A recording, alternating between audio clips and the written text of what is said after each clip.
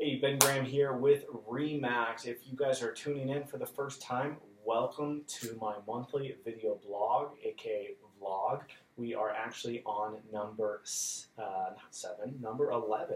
So with that said, I wanted to dive into today's topic of how to make your home show like a model without breaking the bank. Again, how to make your home show like a model without breaking the bank. So if this is of interest, stay tuned. Probably got about 5 minutes of info to cover, and if you have specific questions, of course, as always, call, text, email me, and we can dive into those questions as they pertain to you. If you guys are just looking to know the value of your home, as always, head over to whatsmyvalue.house, or you can go search MLS if you're looking to buy or just curious about what's going on in the area. It's a great place. I know Zillow, Truly, or Realtor.com, all super user-friendly sites to use, but if you want direct access to MLS, I've got that available to you as well. So with that said, let's jump into today's topic. I got about 4 points to go over with you,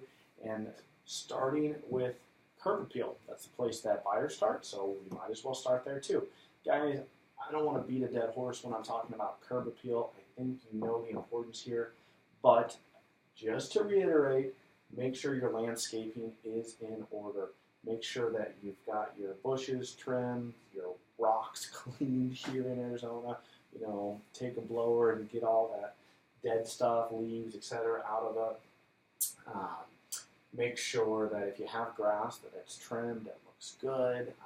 Maybe, you know, for the time you're planning to list it, if it's typically a DIY, landscaping job, maybe just bring in the professionals for this couple month period, hopefully less. If you're working with me or another top agent, it shouldn't take too long to sell the home, especially if you do all this. So even if you have to hire somebody for a short window, I think it would be well worth the investment to make sure it's done right.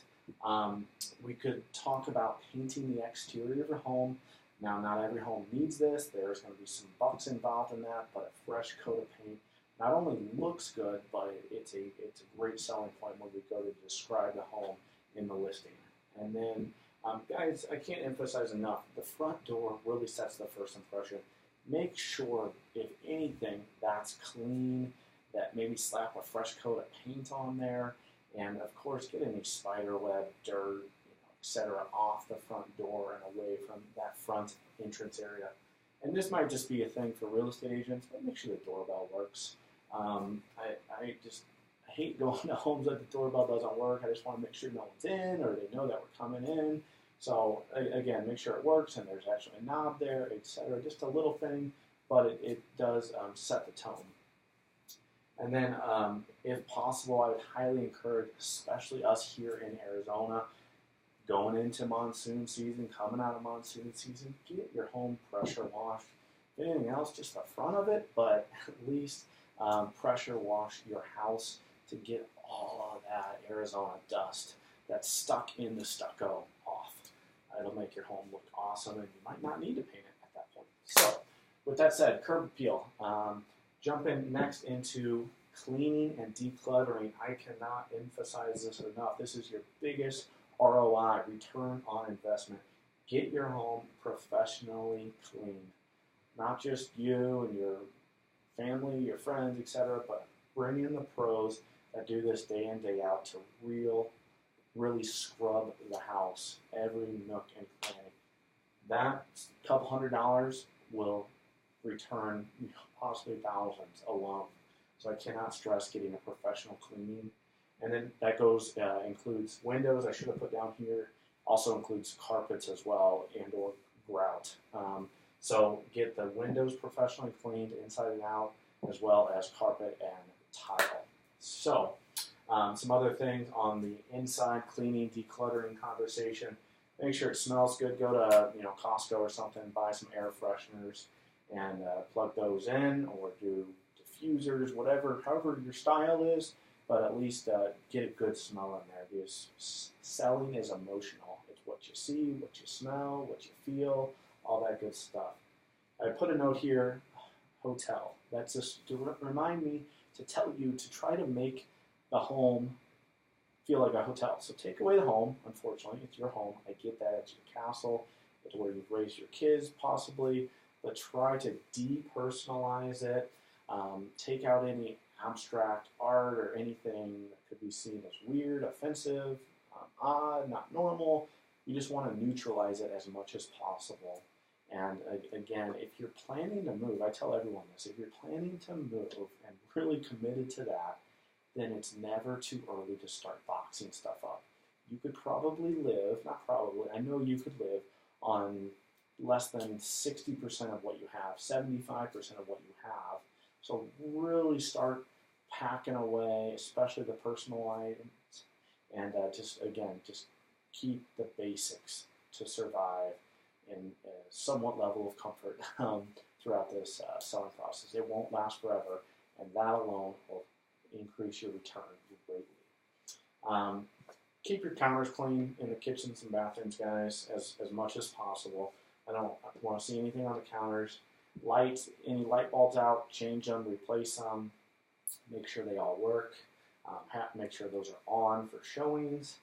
And then if there's any maintenance or handyman type issues that you know about that will either come up during the showing process, like those pesky little doorbells that don't work, or will come up during the inspection process, I'd advise to try to get those knocked out. Again, if it's in your budget, I would be willing to bet that bringing in a handyman and having, say a budget of $1,000 to that handyman can get done dozens of items, guys, that will come up anyway, so might as well get those out now so negotiations down the road aren't as intense. So, moving on to staging. That's kind of the big buzzword in the industry and on all the HGTV channels. But guys, there's two types of staging. There's everything we've talked about so far, which is an element of staging, and then there's also professional staging. Now, if you want to open the conversation to talk about professional staging, we can certainly do that. It will cost you money, maybe $1,500, $2,500, on average $1,800 to $2,000 to bring in a professional stager that you'll absorb the cost for if that's something you want to look into. But with that said, doing all of this will get you to a point where you can basically stage the home yourself. Now, every situation is different, but this includes depersonalization, setting the table, opening the blinds, minimizing the furniture. You might not need 3 couches in the living room, just go down to 1. Again, that's that hotel philosophy of simplify. You're going to move anyway, you might as well start simplifying now. If you do all of this and you're still wanting more or think you need more, or your stuff's super dated, or you just don't know where to go, then we can talk about bringing in a pro to either offer a consultation and or actually stage your home. So, and then the last thing, of course, all of this leads up to setting the right price. Now, what I'm going to offer, what I always offer everyone that I work with is a maximum home value audit. It's not just a CMA, a comparative market analysis like every other agent out there offers, but we're really going to do a maximum home audit, factoring all of these items in to see how we can maximize your equity to get more money out faster. So that's this little graph here, dollars, time. The faster we sell the home is the more money we get for it. The longer we're on the market, the less we get. So we've got to come out of the gates running and show like a model. So that is this month's topic, video blog number 11. Hope you guys enjoyed it. If you have specific questions, comments, feel free to reach out, call, text, email. Look forward to hearing from everyone in the future. All right, take care.